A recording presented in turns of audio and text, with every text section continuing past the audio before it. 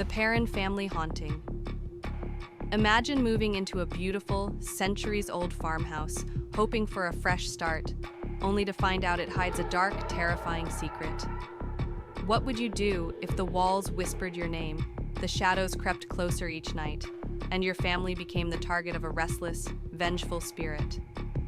All right, guys, stay with us, because today we're diving into one of the most terrifying and mysterious hauntings ever recorded, the Perron Family Haunting. If you've seen The Conjuring, you've already got a taste of this nightmare, but the real story? It's even darker and more chilling than Hollywood could ever capture.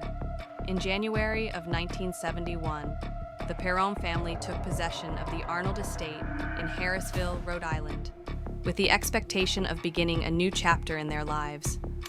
Roger and Carolyn Perron, along with their 5 daughters, Andrea, Nancy, Christine, Cindy, and April, believed that they had located the house of their dreams. The fact that they had just entered one of the most infamous haunted houses in the history of the United States of America was something that they were completely unaware of. The history of the Arnold estate, which was constructed in 1736, was as convoluted as the oak beams that supported the walls of the estate. On a rural plot of property that was 200 acres in size, it had been the site of a tragedy and a mystery for many years.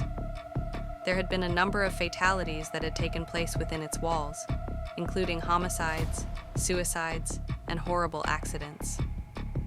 It is estimated that at least 8 generations of the same family had lived and passed away in the house, and the land itself had been the location of a great deal of suffering. A woman named Bathsheba Sherman, who lived in the area during the 1800s and was said to have been a witch, was the subject of numerous local stories. It was thought that Bathsheba offered her baby child as a sacrifice to Satan, and that her ghost lingered on the property, vowing vengeance against anyone who had the audacity to intrude on her estate. Within a short period of time, Bathsheba emerged as the primary protagonist in the nightmare that the Perron family was experiencing. These are the initial indications that a haunting is taking place. At first glance, the supernatural occurrence appeared to be completely harmless. Carolyn noted that there were small heaps of dirt appearing on floors that had just been swept. The brooms belonging to the family began to vanish, only to reappear in peculiar locations. There was a subtle reverberation of whispering throughout the corridors, and objects would move on their own. During the night, the girls said that their beds were shaking and that they had the sensation of being touched by hands that they could not see. However, this was only the beginning of the indicators. As time went on, the ghosts started to manifest themselves. A little kid with a crooked smile, an elderly woman dressed in shabby clothing, and dark creatures hiding in the corners were among the full-bodied apparitions that the youngsters identified as the Perron family. The ghosts frequently communicated with them, addressing them by their names and uttering warnings in a hushed voice. Mrs. Arnold, a particularly chilly spirit, would tuck the girls in at night, kissing their foreheads and patting their covers. She would also tuck them in. In the first, this spectral mother figure appeared to be pleasant, but their tenderness quickly transformed into horror. It was the spirit of Bathsheba Sherman that began to emerge as the weeks grew into months. This was the most sinister presence that had been present in the house.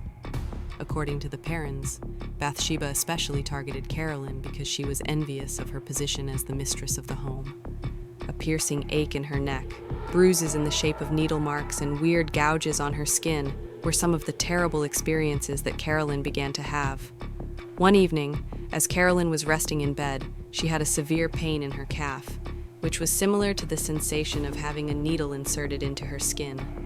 The agony was severe and a searing sensation, and it left a bloody mark that lasted through several days. The horrific recollection of the myth that Bathsheba had murdered a newborn by inserting a needle into its skull was brought to mind by this frightening event. The attacks became more severe as time went on. There were times when Carolyn was pushed, smacked, and flung out of bed by forces that were not visible to her. She experienced a huge loss of weight and a quick acceleration in the aging process, as if her body was losing its vitality while she was losing weight. The Perrons decided to contact Ed and Lorraine Warren, two well-known paranormal investigators who are most known for their work on the Amityville horror case. They were desperate for answers and reached out to them. At the time of their arrival at the Arnold estate in 1974, the Warrens were prepared to face whatever sinister forces were hiding within its walls. As soon as Lorraine, a clairvoyant, caught a glimpse of Bathsheba, she was aware of her malevolent presence. She was under the impression that the spirit had taken control of the house and was intent on stalking Carolyn in an effort to either drive her insane or take her life. A séance was held in the house by the Warrens in an effort to make contact with the spirits and purify the environment. As time went on, however, the séance swiftly became out of control. Carolyn's body was contorting, and her voice was growing low and guttural. She was fiercely possessed.